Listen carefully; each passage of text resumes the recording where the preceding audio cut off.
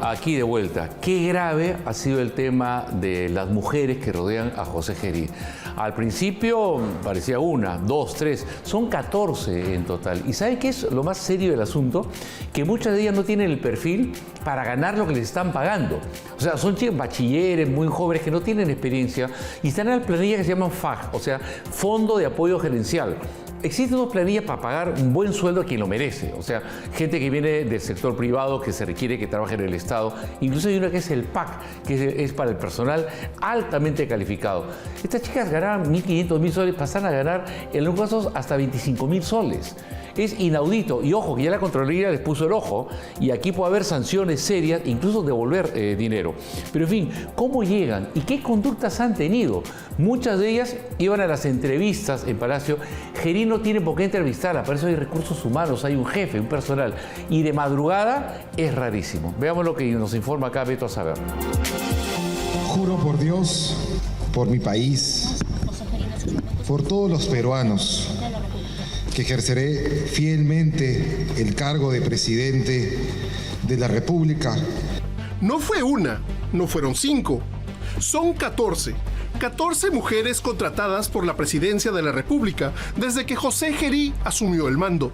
Contrataciones a dedo, personas del entorno cercano, favorecidos por una ley mal empleada. Una ley creada para incorporar profesionales altamente especializados en cargos de alta dirección, nada menos que en el despacho presidencial.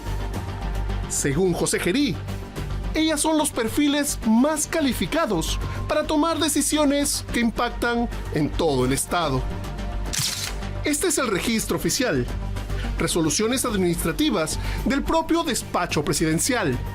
Contrataciones realizadas entre el 10 de octubre del 2025 y el 31 de enero. Hasta hace apenas 3 días. El patrón se repite. Ella es Sheila Briones, contratada en la Secretaría General del Despacho Presidencial, pese a no registrar experiencia laboral previa en el Estado. Yo conozco al presidente hace más de 8 años porque hemos llevado algunos cursos cuando hemos estado en realidad participando en el tema político de jóvenes políticos y ya desde ese tiempo lo conozco. Sheila, ¿por qué te contrataron bajo el régimen FAG? Porque es parte de la entidad que exista ese tipo de contratación. Es por un tema de cargo de confianza, obviamente siguiendo un lineamiento de acuerdo a todo un tema de TDRs, ¿no? Que se solicita. Si definitivamente yo no puedo ser una asesora porque no voy a cumplir unos requisitos que ya están en los lineamientos. Tú sabes entonces, que no cumples con los requisitos. Entonces, en esto, como asesora, no estoy, porque no cumplo con los requisitos de ese puesto. Lo están otras compañeras de trabajo. Cumplo con los requisitos en el puesto en el que estoy. Pero se te ha contratado como FAG. Pero ¿como FAG de qué? En el despacho. ¿Lo han revisado? Sí, pero ¿como FAG de qué motivo? Eso es lo que quiero que nos estoy expliques. como estoy como locador para FAG, que ¿cuál es mi nombre de contrato? Pues como consultora FAG. En consultora FAG sí se cumple. Como FAG estamos muchos, amigos. Días antes de su designación, el 13 de octubre, Sheila Briones ingresó a Palacio a las 9:40 de la mañana y se retiró recién a las 12:40 del día siguiente. Fue contratada el 29 de octubre del 2025 por 10.000 soles. Ese mismo año, visitó a José Gerí 6 veces en su despacho parlamentario. Muchas de las modalidades de las contrataciones que usted está analizando, observamos que son tipos de contratación que se otorga a los profesionales que ciertamente son los que tienen la mejor experiencia, son los que en niveles académicos están mejor formados y por ello no solamente detentan los más altos puestos a nivel de funcionarios públicos, sino que también cumplen con los más altos estándares, ¿no?, para el desarrollo de estas competencias. Eso ahora no lo vemos.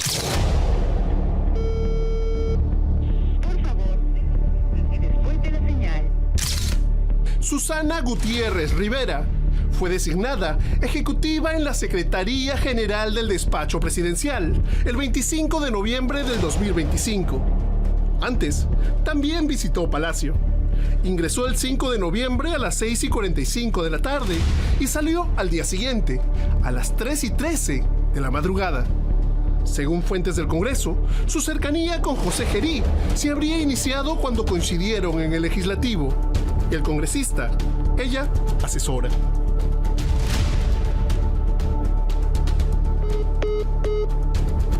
Rosemary Malpartida, psicóloga de profesión, fue contratada bajo la misma modalidad el 25 de noviembre. Conocida en círculos políticos de distintos partidos, Malpartida no es ajena a los escándalos. Como esta reunión con Juan Silva, exministro de Transportes, prófugo durante meses e investigado por corrupción. Su nexo con Gerí estaría vinculado a su reciente cercanía con el entorno de José Luna. Lo que llama la atención es que haya tenido que tener una entrevista personal, ni más ni menos que con el primer mandatario. Porque como todos sabemos, hablar con el presidente necesariamente implica someterse a una serie de formalidades, exigencias y protocolos.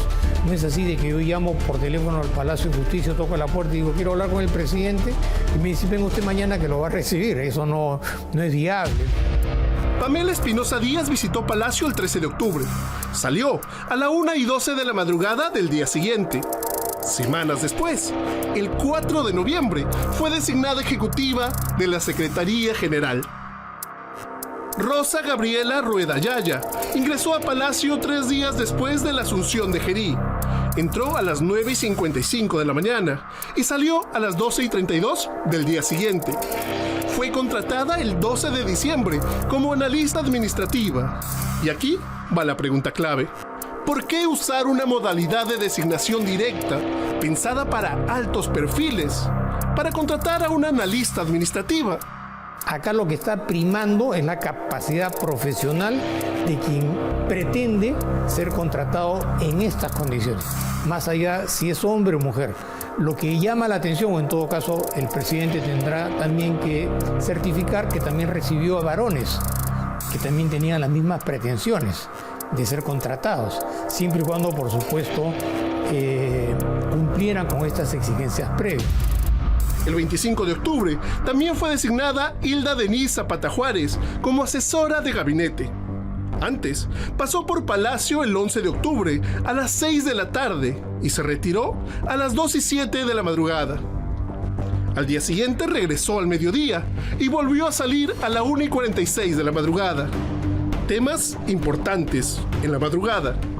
Palacio atiende las 24 horas. Un gobierno a toda máquina. El escenario de hoy, provoca preguntarse a todos, ¿no?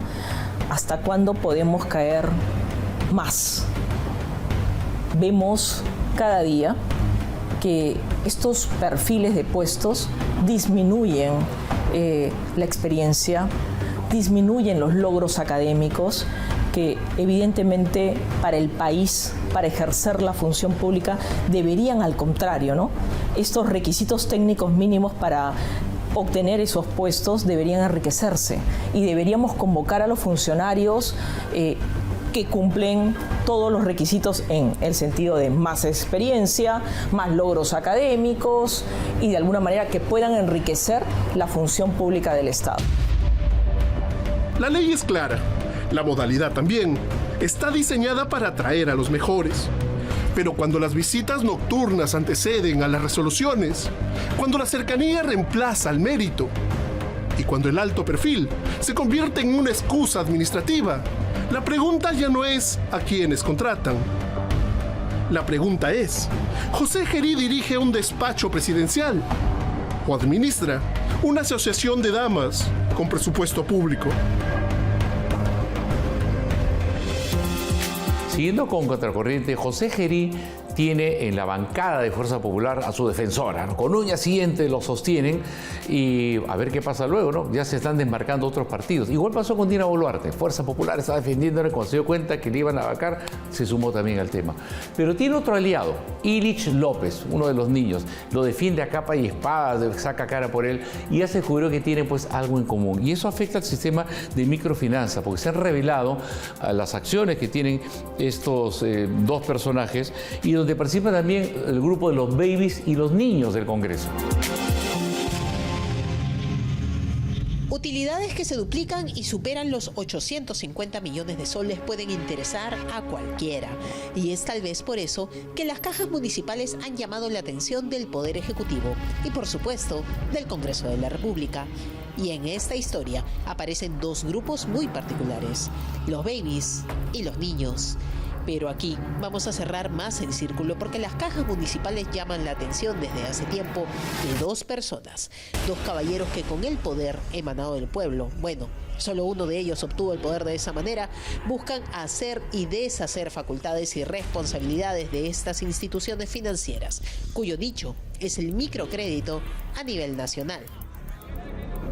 En diciembre del 2025, cuando José Gerí ya ejercía la presidencia de la República, se introdujo un cambio clave en la conformación de los directorios de las cajas municipales a través de la Ley de Endeudamiento del Sector Público, Ley 32515.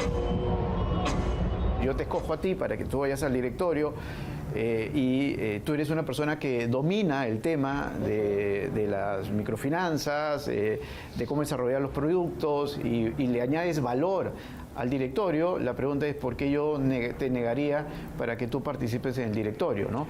Entonces, para entenderlo, y creo que yo desde mi perspectiva, el hecho de que lo que está ocurriendo aquí, y por lo que yo lo que me has leído, es que para la caja hay algunos, lo que le llaman covenants, es decir, algunas exigencias de quienes los han financiado, y cambia un poco la forma en la que ellos habían, informado o en todo caso comprometido la conformación de los directorios, ¿no? Desde ese momento, el representante de las micro y pequeñas empresas en los directorios dejaba de ser elegido por los actores locales y pasaba a ser seleccionado unilateralmente por el Ministerio de la Producción, es decir, por el Poder Ejecutivo. En otras palabras, lo que antes era una silla gremial pasaba a depender del Poder Central. Para Jorge Solís, exdirector de la Caja Huancayo con 14 años en el cargo, esto no es para nada un detalle menor. El Poder Judicial tomó una medida cautelar, precisamente preservando la autonomía económica, administrativa y financiera de las cajas municipales. Y dejó en suspenso, no aplicable hasta que se resuelva este proceso en última instancia, la ley 32.515, la ley de que estamos hablando, ¿no? Y entonces lo que ha pasado es que este señor después dirige una serie de oficios, el señor Vergara, Elvis Vergara, ¿no? Que es el operador, el sicario, le llamo así, sicario judicial del señor Gerí. Le mandó una serie de oficios, ¿no? Dirigidos contra la Caja Huancayo y nada contra las otras cajas y contra mi persona, ¿no? Para que se aplicara una ley cuyos efectos sean suspendidos.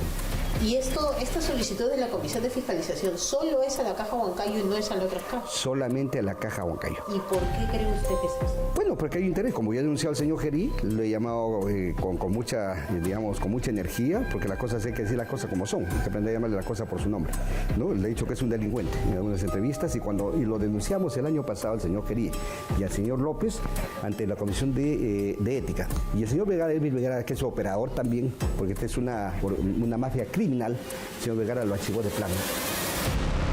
Y en medio de esta intromisión en el control de cajas, el Poder Judicial ya se pronunció.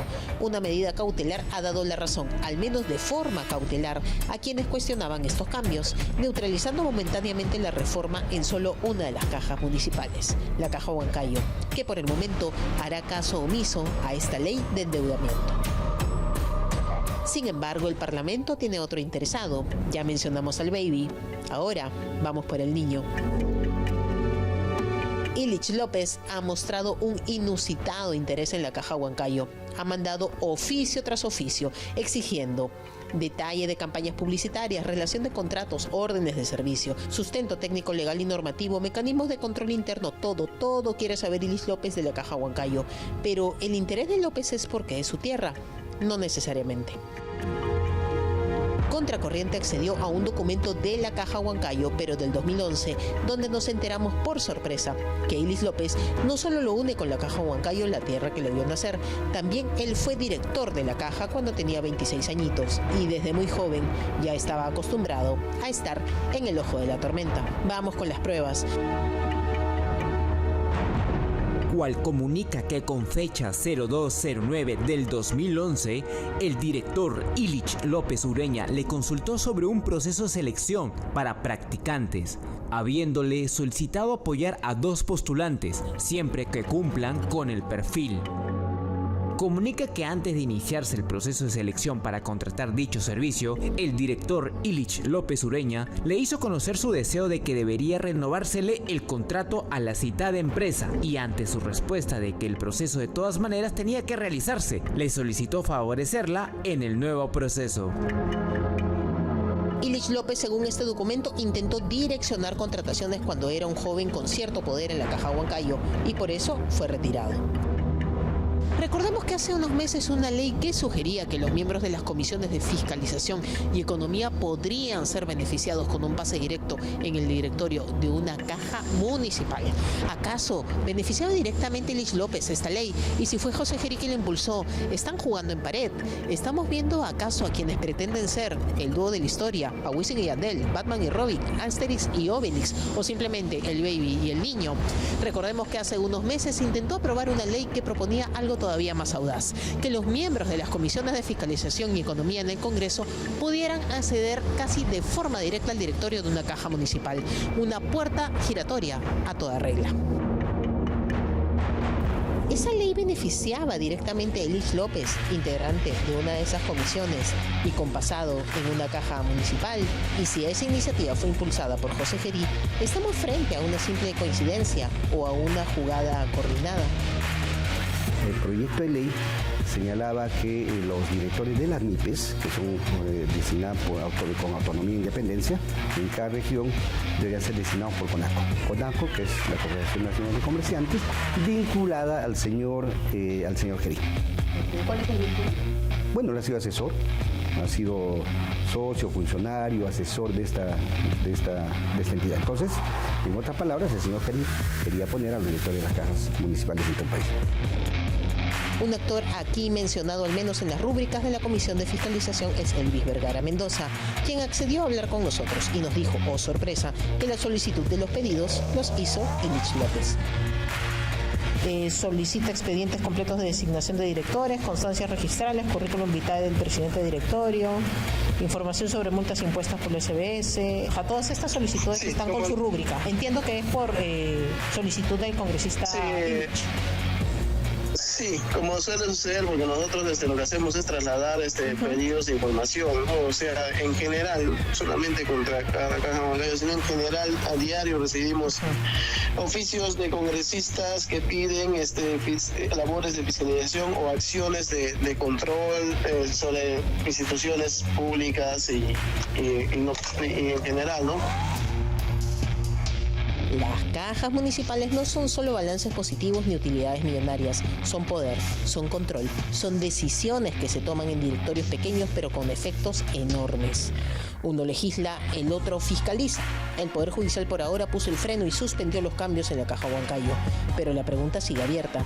¿Estamos frente a coincidencias políticas o ante una jugada coordinada? No es primera vez que se relaciona al hoy presidente y antes congresista José Gerí e Illich López en controvertidas gestiones o intereses inconfesables. El problema es que ahora uno es el presidente de la República y el otro su escudero en el Congreso. Vamos a continuar con una denuncia bastante grave que ya tomó en cuenta Contracorriente. Se trata de una violación sexual en un partido político, en Fuerza Popular, que tiene su llamada Escuela Naranja, que es donde capacitan a los jóvenes, ¿no?, en su marco ideológico, las acciones que tienen, pero parece que aquí se les pasó la mano. De acuerdo con una denuncia policial, hubo una sesión de la Escuelita Naranja, pero que decidieron continuarla en un hotel de Miraflores, donde comenzaron los excesos, al mejor estilo de los ex de Alianza Lima, ¿no?, y terminó en una violación.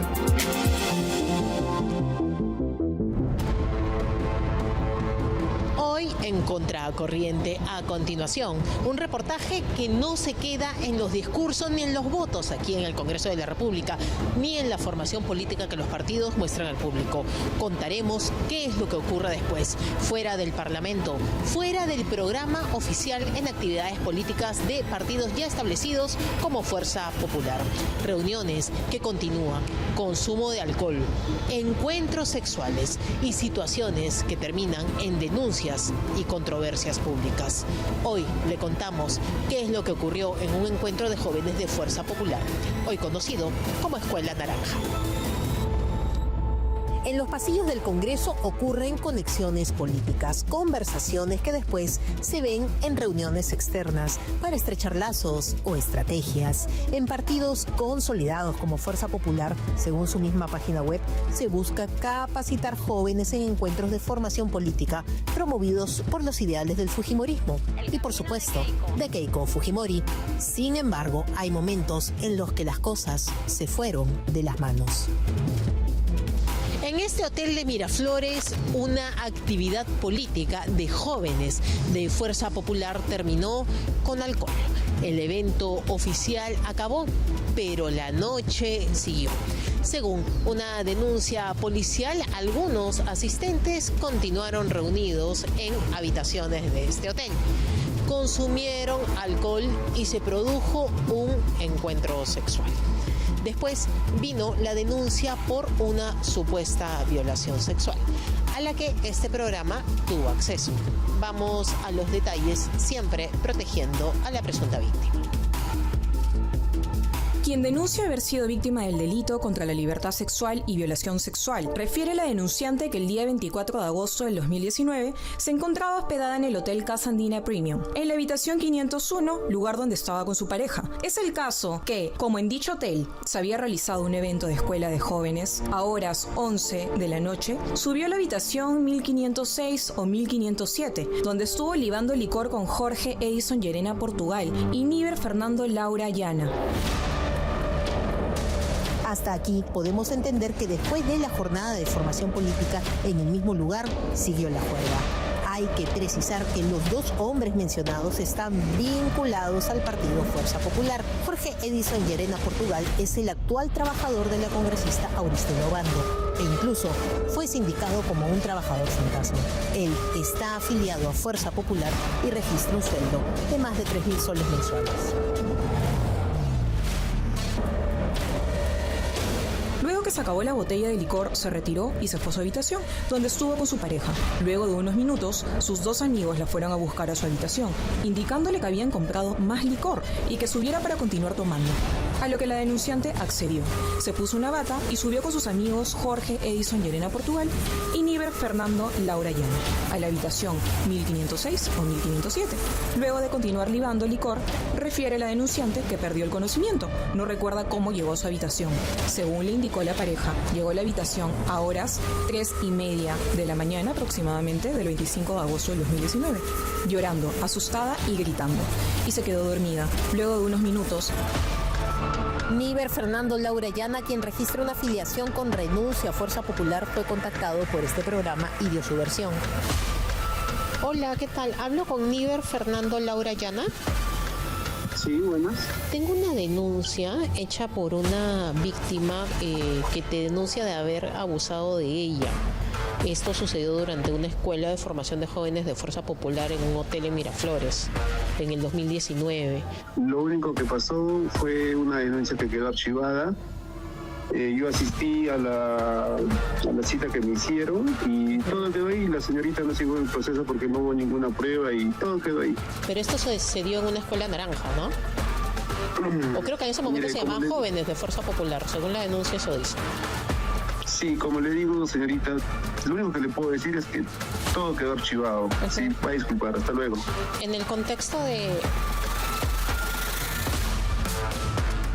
Al despertar, a horas 9 de la mañana aproximadamente, estaba sola en la habitación y se percata que tenía varias marcas en el cuello y en sus pechos, por lo que llamó de inmediato a su pareja para preguntar si él lo había hecho, a lo que le contestó que no había sido. Luego llamó a su amigo Jorge Edison Llerena Portugal para preguntarle. Este le respondió que también se había quedado dormido y que no recordaba nada.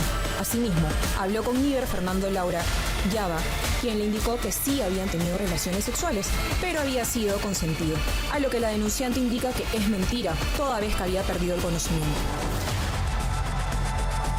¿Qué es lo que sucede en las escuelas de formación pública de Fuerza Popular? Como podemos ver, se encargan de varios temas, como discursos de la participación de la mujer en la política con Marta Chávez, o planificación familiar, o incluso la reforma económica. En el 2019, valgan verdades, Keiko Fujimori estaba en prisión preventiva, pero el proyecto Jóvenes de Fuerza Popular seguía su curso. Buscamos una entrevista con el presidente del Congreso, quien es militante de Fuerza Popular, sin éxito. Como estamos hablando de un delito de violación, por lo general se califica como un delito clandestino, es decir, un delito en el cual no necesariamente hay muchos testigos y que en rigor dependen de las pruebas que se puedan ir recabando, como los análisis médico-legales o incluso los análisis psicológicos. El hecho de que sea archivado, por ejemplo, por insuficiencia probatoria, no significa que la violación como tal o el acceso carnal, por ejemplo, que se sustenta en el ámbito penal, no haya sucedido. Y hay más complicaciones todavía cuando no puede identificarse a la persona que realmente ha cometido el hecho, porque ahí el archivo no necesariamente va vinculado a la inexistencia del hecho, sino más bien va vinculada a la imposibilidad de identificar al autor concreto del delito cometido. La pregunta es, ¿cómo el partido Fuerza Popular supervisa a los jóvenes que participan en sus actividades? ¿Estaban al tanto de la denuncia? ¿Hubo alguna sanción para quienes tomaron alcohol en el mismo lugar donde se realizó esta capacitación? Debemos de resaltar que también un partido político ostenta un código de conducta, es decir, cómo deben de comportarse los propios afiliados a un partido político y si no, imponer las sanciones correspondientes, por ejemplo la expulsión de partido, entre muchas otras.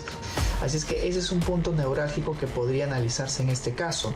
Se han evaluado, por ejemplo, previamente a la incorporación la conducta de estas personas, si existen algunos antecedentes o no, o también si después de ocurrido el hecho y de acuerdo al estatuto y el código de conducta que ostenta el partido han tomado alguna medida respecto a los hechos ocurridos, porque que no se haya identificado algún tipo de delito o no se haya dado algún responsable y por eso se haya archivado no significa de que como institución el partido o la persona jurídica no puedan reaccionar frente al hecho ocurrido. ¿Dónde se realizó esta capacitación? Aquí se cuestiona a un partido político que forma jóvenes, organiza actividades, ahora con financiamiento público, es decir, con nuestros impuestos, y no se hace cargo de lo que ocurre cuando se apagan las luces. Hubo alcohol, hubo un encuentro sexual y hubo una denuncia. Según uno de los acusados, la denuncia por violación fue archivada por falta de pruebas y bajo su versión fue un acto consentido. La responsabilidad política no está en el archivo, está en cómo este partido cuida o no a quienes participan en sus actividades. Una pausa para nuestros comerciales, para las promociones de Willax y también viene Roberto Quiabra, general de división, candidato presidencial por Unidad Nacional, que expone sus principales lineamientos políticos. ¿Saben dónde? En Amor y Fuego. Además, en una entrevista para Al Día con Willax, la astróloga Rosa María Cifuentes leyó la carta astral del presidente José Gerí y vaticinó, el futuro que le espera.